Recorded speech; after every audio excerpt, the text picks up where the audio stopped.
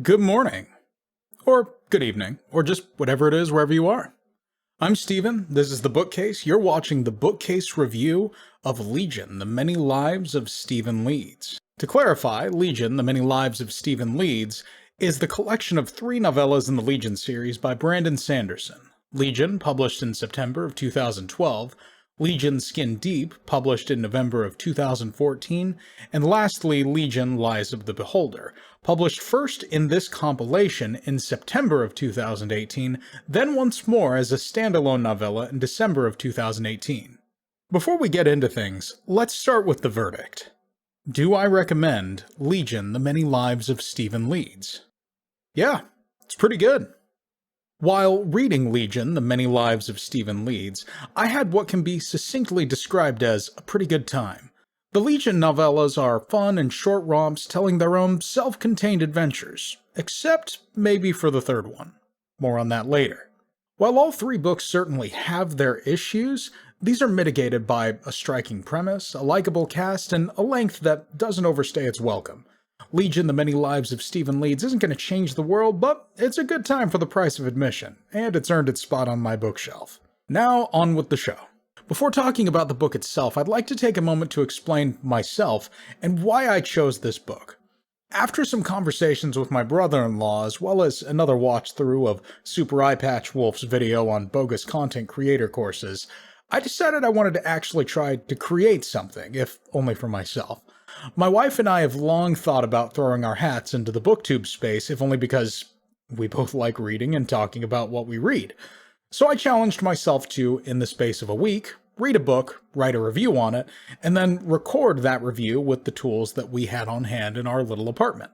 Incidentally, that's why the lighting isn't great, and the audio sounds like I'm recording it in front of my bookshelf in my living room. As a side note, that week time frame is specifically up through the recording part. I'm pretty sure the video editing part of this is going to take me a whole lot more time. So we'll see how long it takes me to get that figured out. That explains why I'm reviewing a book, but it doesn't explain why I'm doing this one. Well, firstly, Brandon Sanderson is pretty much my favorite author at this phase of my life, so I knew it would be easy to chew through one of his works. I chose this one in particular because, well, first, while I'd love to do a Cosmere read-through and post individual reviews, I wouldn't want that to be my first project. And second, the Legion novellas, while short individually, constitute a substantial enough piece as a whole that I feel comfortable talking about it as a whole, but it's also unchallenging enough that I consider it something that I could take on as a first project. Let's actually talk about the book. Legion: The Many Lives of Stephen Leeds, which I will now just call the Legion Collection, for the sake of brevity, is a series of adventures following its titular character, Stephen Leeds, who has a unique mental health condition which he medicates by serving as a consulting specialist. What does he specialize in? Nothing, actually, but that's where his condition comes in. If you are not already aware of the premise of what our main character can do in Legion: The Many Lives of Stephen Leeds, you can likely guess the nature of his condition based on the title of the series itself. Legion: The Many Lives of Stephen Leeds. You see, Stephen is not alone on the cases he solves. While consciously he is rather mundane, if a bit witty, unconsciously Stephen Leeds is quite brilliant, and can pick up skills that most would take a lifetime to learn in just a few hours. The catch is that the skills are not accessible directly to Stephen, but manifest in the form of a hallucinatory person who exists only to Stephen. These aspects, as Stephen calls them, are effectively repositories of information that he can then speak with and can coach him in turn. It's like having an imaginary friend, but useful. What makes the condition so interesting for the narrative, however, is not just its uses, but its detriments. I found that part of the sell of what makes the Legion collection interesting is not just describing what Stephen can do, but what he can't do. Stephen can see his hallucinations and hold full conversations with them. He cannot have them interact with the real world around him in any way beyond coaching him through an activity.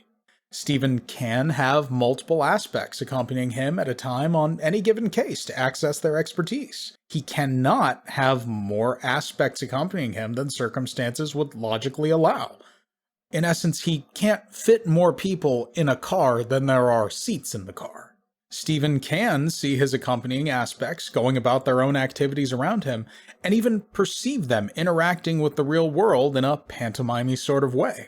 He cannot perceive them doing something which doesn't follow the rules of reality, at least not without some consequence to his mental state. Lastly, and most importantly, Stephen can perceive some physical sensation from interacting with his aspects on a touch-to-touch basis. He cannot allow himself to be possessed by an aspect so that they could use his body to do something that Stephen himself could not. In the words of the books themselves, he is effectively a middle manager. Granted, a middle manager with some very talented employees, but a middle manager nonetheless. The reason I've gone to such lengths to describe this book's main character throughout this explanation of the premise is, ultimately the main character of this story is its premise. On the face of most stories where a character runs around taking cases and solving mysteries, the main attraction is often its main character and their particular process.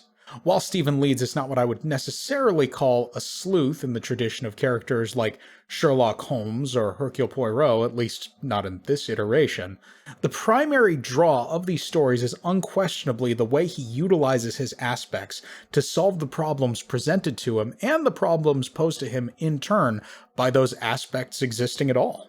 As for the problems he usually gets brought in to solve, it's usually finding some cool sciencey thing.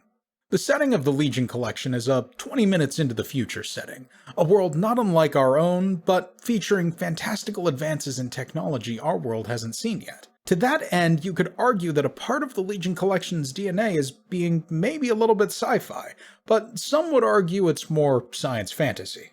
Besides the can of worms that is Stephen's condition, you also have a camera that takes pictures of the past, technology that allows for storing information on the human genome, and a teleporting cat that keeps getting brought up as a joke. Some readers might find their suspension of disbelief being stretched by some of the things at play here and how they could possibly work, but these books seem to understand that and choose to operate on what I call the Looper school of logic. In the Rian Johnson film Looper, time travel is one of the chief elements at play. So of course, it's a very simple story. In one scene, the main character and his future self, played respectively by Joseph Gordon-Levitt and Bruce Willis, sit down in a diner to talk things out. Joseph Gordon-Levitt begins speculating on how all this works, and an effort to understand it. But he's stopped by Bruce Willis, who effectively tells him that all the speculation in the world won't help them in this case because what's important here isn't how it works, just that it works at all, and this is what's happening. A similar conversation happens in the first novella, Legion, between Stephen Leeds and his client, as Stephen attempts to extrapolate how a camera that takes pictures of past locations would function. The camera in question takes a picture of a location, and then it shows you what was happening at a past period in time in that location. Stephen's concern is primarily that when you consider the fact that the Earth is constantly changing its location, that doesn't necessarily make a whole lot of sense. The client proceeds to tell him, similarly to Bruce Willis, that despite his objections over how it should work, the way it does work is how it does and how it's been seen to work in the story, and that's what they need to focus on at the moment. Perhaps I'm being hyperbolic if I say that in this moment, Stephen Leeds' client is speaking not just for the camera, but for the Legion books themselves? But it sure sounds like she is. Ultimately, the Legion collection wants to speculate, but you should try to remember that its speculations are often fantastical. Just remember that these books aren't trying to predict the future, they're trying to have fun. Do that and you'll probably have a better time than if you spent the runtime of the books picking apart how the various MacGuffins work. Now that I feel like I've given you a pretty decent picture of what these books are, let's talk about some stuff I liked. The Legion collection is primarily character-driven, so hopefully it would have good characters, and I'm happy to report this is the case. Before discussing Stephen, I feel it's more appropriate to discuss the aspects who often follow him around, which, depending on how you look at it, might still be discussing Stephen, but let's not get ahead of ourselves. Stephen has dozens of aspects who all occupy the many rooms of the mansion he lives in to manage his condition, but he only ever takes a few of them with him at a time. Among these are a few usual suspects who almost always end up accompanying Stephen wherever he goes. Chiefly among these is Tobias, the aspect who holds all of Stephen's historical knowledge. Tobias is kind and sweet and is also Stephen's emotional center whenever he comes under emotional duress. Very frequently, when Stephen is stressed, you'll see Tobias start to good-naturedly ramble on about some topic or another to bring Stephen back down to earth. Among the core cast, he is the most altruistic and certainly the peacemaker among them. I like him. He's a pretty nice guy. Second to Tobias, we have Ivy, the psychiatrist among Stephen's aspects. She's a bit standoffish, dislikes swearing, but is ultimately very well-meaning. While she does assist Stephen in a bit of self-analysis, she mostly helps him in the space of interacting with other people. She will often give him input on the emotional state of someone they're talking to, as well as whether or not they're being honest with him based on their behavior and physical cues. Sometimes she'll even feed him lines on what he should say next. I like her. She's a pretty smart cookie. Lastly among the usual suspects is JC, Stephen's security and firearms specialist. JC is interesting primarily because the skills he is an expert in are largely physical and therefore something that Stephen cannot simply have him explain to him for Stephen to take advantage of. But this doesn't stop JC from being a wellspring of information when it comes to evaluating the security of any location that Stephen goes to, or even in casually assessing the threat of the many individuals that Stephen comes across while he's working a case. JC seems to be able to exercise restraint, but will comically suggest shooting their problems, typically as the first solution. I like him. He's pretty funny. It's also worth noting that all of Stephen's aspects tend to suffer from their own mental ailments. For example, JC clearly suffers from some paranoia, and Tobias has some schizophrenia as well. Typically, you'll find these three, Tobias, Ivy, JC, accompanying Stephen on any adventure, plus maybe one more to specialize in whatever additional skills Stephen needs at his disposal on this particular adventure.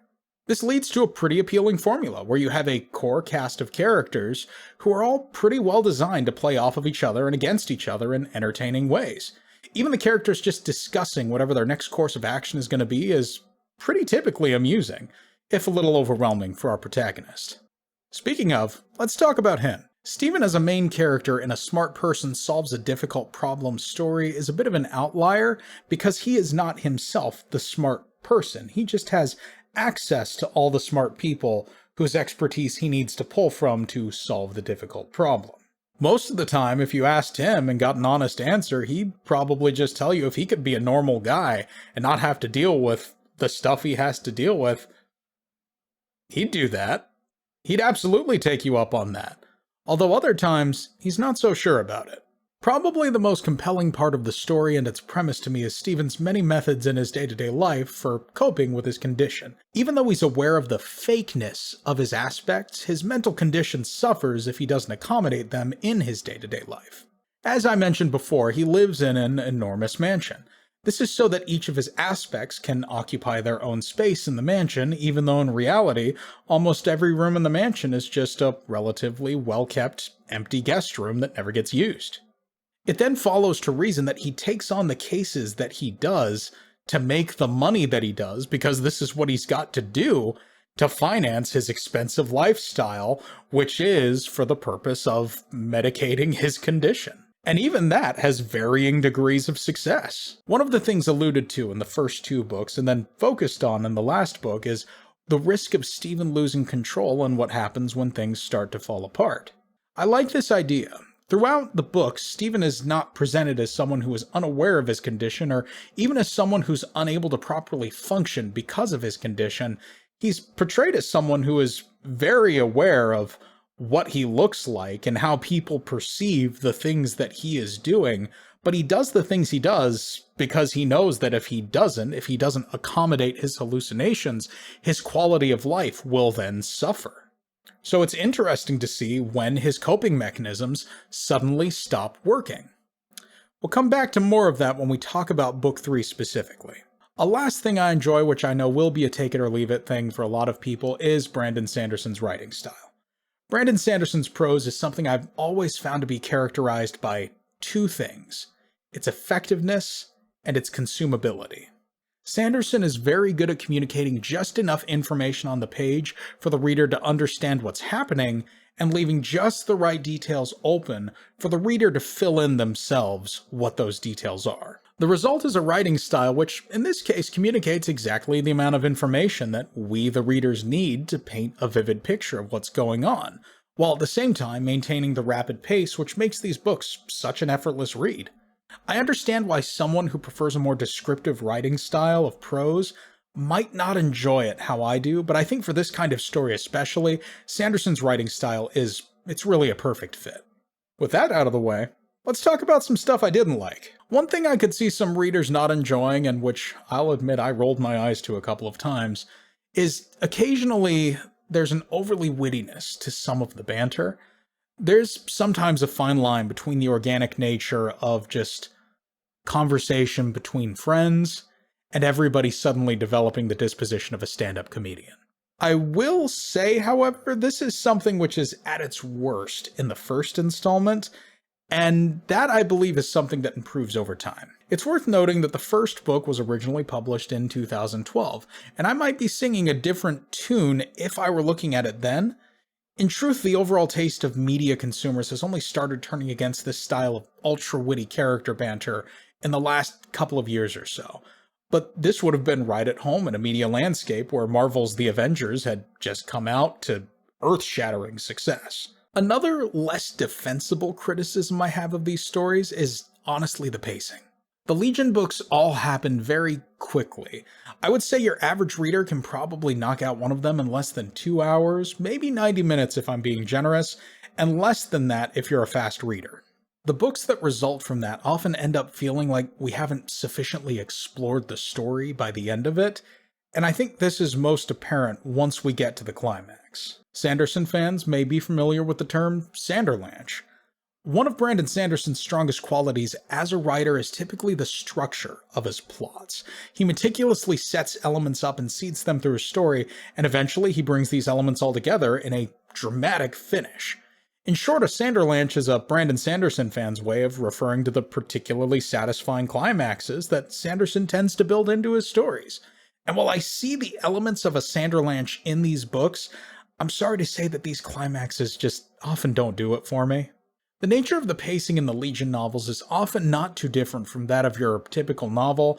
Elements are set up and laid out at a comfortable pace, and then these rules change entirely once you hit the climax of each book. Simply put, the pacing just turns absolutely breakneck, and suddenly everything is just happening very, very quickly, and then the climax resolves and we get a chapter of resolution, and that's the end.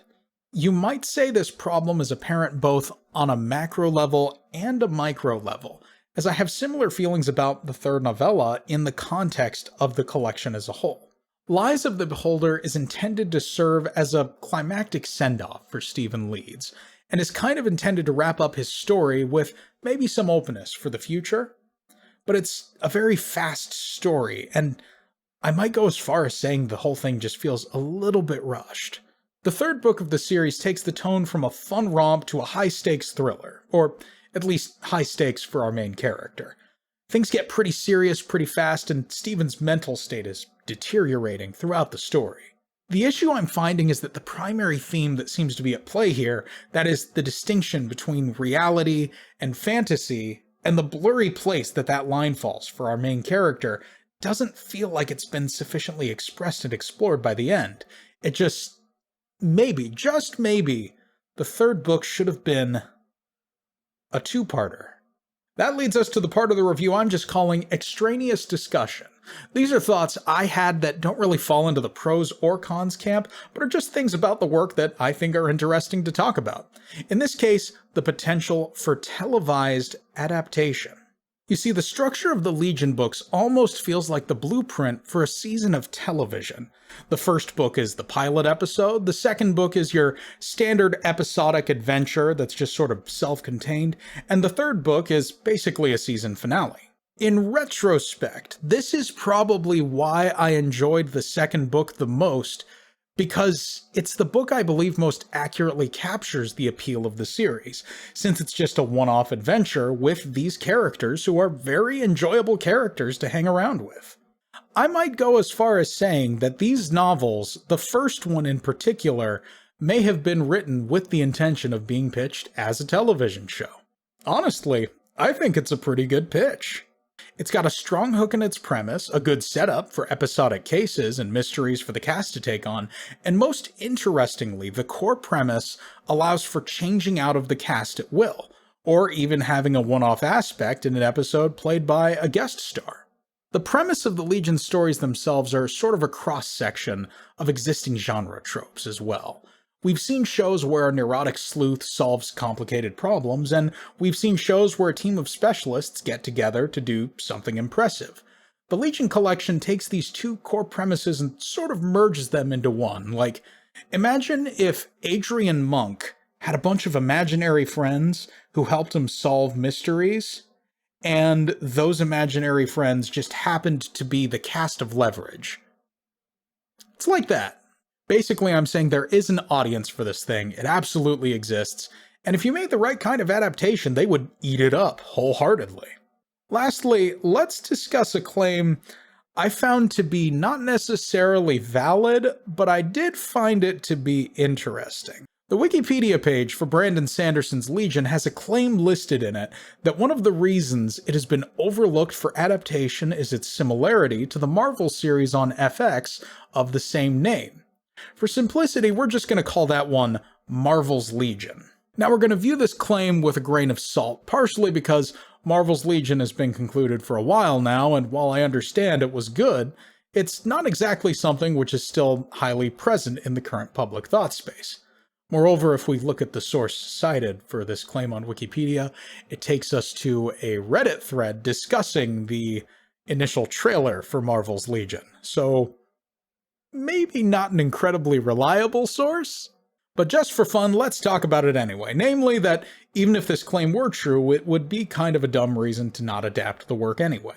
Marvel's Legion is similar to Sanderson's Legion at a passing glance. That is, they both involve a protagonist who gleans additional abilities from other personas within themselves. Marvel's Legion differs significantly, however, in that the character of Legion, a long-standing member of the X-Men universe, I might add, suffers from a superpowered version of dissociative identity disorder, wherein he disassociates from reality mentally and becomes another person entirely, with each personality having different mutant superpowers. Brandon Sanderson's Legion, on the other hand, appears to suffer from, I would call it more akin to a superpowered version of schizophrenia, where he's always himself, but he sees people that aren't there. And granted, those people are very helpful for the most part, but he's always in control. It's like a beautiful mind, but he fights crime. Apart from a differing core premise, the tone is just also completely different. Marvel's Legion is a dramatic and experimental overarching saga about the characters' battle against conspiracy and shadowy organizations with lofty goals involving the fate of the world. In essence, it's a superhero story. It's a superhero story. Sanderson's Legion is more akin to a quirky detective show with a case of the week format. To be clear, I don't think that Marvel's Legion is the reason Sanderson's Legion hasn't been adapted. I haven't even watched the show, and I can't say I have particularly strong opinions about it. Really, the only impact it would have if you adapted Sanderson's Legion is you might need to find a new catchy name, but I'm not sure what you'd call it yet. Maybe you could do like the Dexter and Barry thing and give it like the protagonist's first name, but really, who'd want to watch a show called Steven? Steven. The point I'm trying to make is that Sanderson's Legion is unique enough to stand on its own, yet similar enough to other existing properties to demonstrate that an audience absolutely exists for the kind of story it wants to tell. And now, the thrilling conclusion. Legion, The Many Lives of Stephen Leeds is worth your time, or at least it's worth the brief amount of your time that it'll demand from you. It's a short read with neat ideas and fun twists and turns. It's flawed certainly, but the merits of the work outweigh its shortcomings. If you're looking for something short and sweet, this one's bound to do the job. And that's it. Thanks for watching. I know this video's definitely a little rough around the edges, but I really just wanted to throw something together and then put it out there. If you enjoyed, make sure to let me know in the comments and like the video. This is the only thing I've got put together now, but I'm hoping to make more in the future, so if you'd like to see that, go ahead and hit that subscribe button too while you're at it. At any rate, I'm Steven. This is The Bookcase. Now go out and have a good time reading something.